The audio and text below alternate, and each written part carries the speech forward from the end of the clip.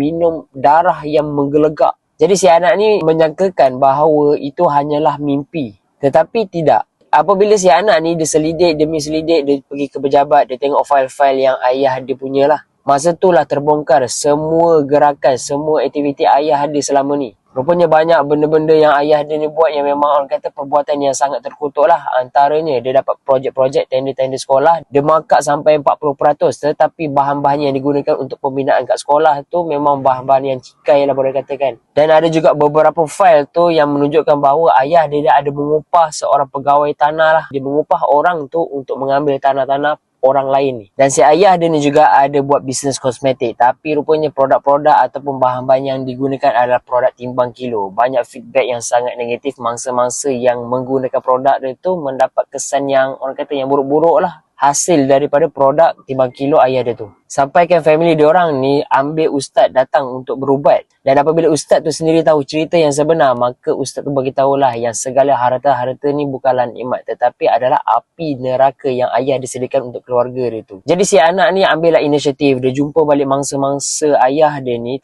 even mana-mana duit yang ayah dia ambil bukan hak ayah dia tu, dia cuba untuk pulangkan.